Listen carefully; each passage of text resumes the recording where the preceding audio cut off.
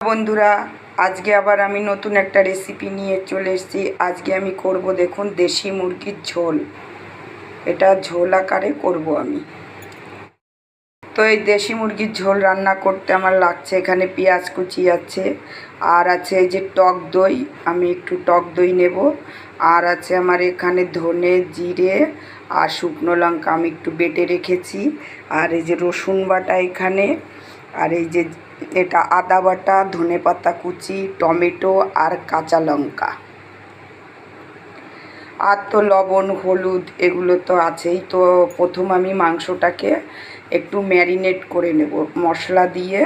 আমি একটু ভালো করে পেঁয়াজ যা আছে তা অর্ধেক আমি এর মধ্যে দিয়ে দিচ্ছি। তারপরে আমি দিচ্ছি জিরে বাটা, ধনে বাটা, তারপর দিলাম হচ্ছে রসুন বাটা, আর এদিকে দেব আদা বাটা। এবার এখানে দেব আমি, বেশি দই দেব না, সামান্য দেব, অল্প দই দিলাম, আর হলুদ দেব, আর দেব নুন দেব, আর কি দেব বলুন তো, দেব হচ্ছে সর্ষের তেল। এবার আমি এটাকে সুন্দর করে মেখে রাখবো। মেখে বন্ধুরা এটাকে আমি 1 ঘন্টা ঢাকা দিয়ে রাখবো। যে আমি দেখুন 1 ঘন্টা ম্যারিনেট করে রেখে দিয়েছিলাম, এটা মিশে গেছে।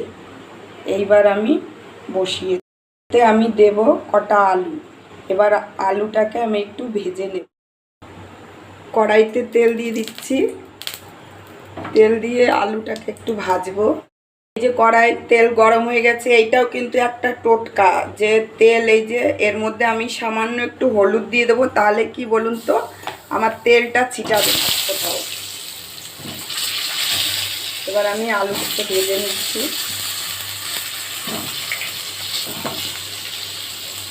আলু ভাজা হয়ে গেছে আমার, এই যে লাল লাল করে আলুটা ভেজে নিয়েছি। কড়াইতে আলু ভাজার তেলের মধ্যে আমি আরও তেল দিয়ে দিচ্ছি একটু। তখন যেহেতু আমি মাখানোর সময় দিয়েছি তেল, এখন একটু কম দিলাম।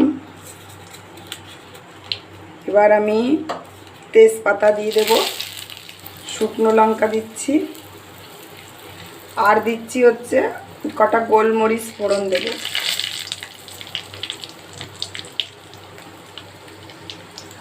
গোলমরিচ ফোড়ন দিলে ভালো হয়, মাংসটা গন্ধ ভালো হয়, নরম হয়।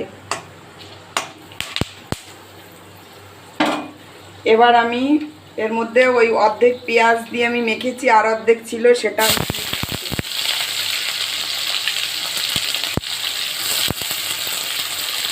এবার দেব টমেটো কুচি,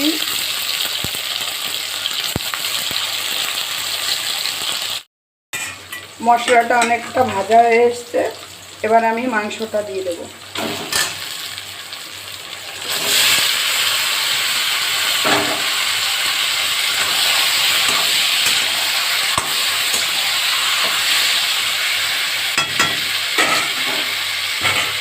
এবার ঢাকা দিয়ে দেব।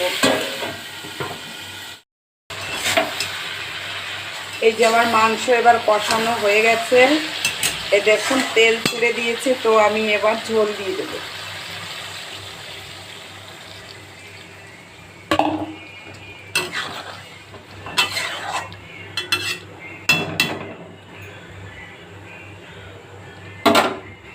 এবার আমি আলুগুলো দিয়ে দেব।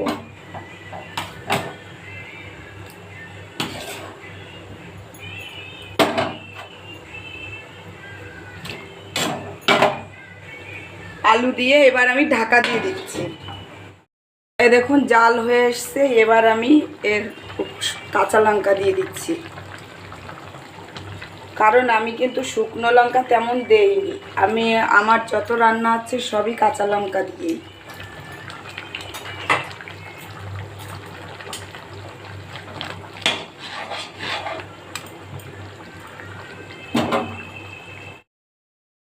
এই যে আমার মাংস রান্না এবার হয়ে গেছে দেখুন। এবার আমি শাহি গরম মশলা দিয়ে দিচ্ছি, অল্প শাহি গরম মশলা দেব, আর কি দেবো বলুন তো, আর একটু ধনিয়ার পাতা দেবো। এই যে একটু ধনের পাতা দিয়ে দিচ্ছি এখন, কারণ এখন তো নামানোর টাইম হয়ে গেছে।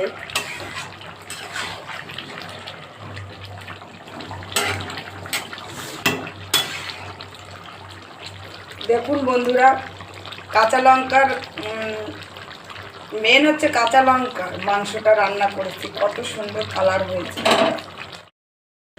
দেখুন আমার মাংস রান্না রেডি, আমি এখন নামিয়ে দেব। এই যে দেখুন বাঙালি স্টাইলে দেশি মুরগির ঝোল রেডি কাঁচা লঙ্কা দিয়ে। এখন গরম ভাতে যা লাগবে কি আর বলবো।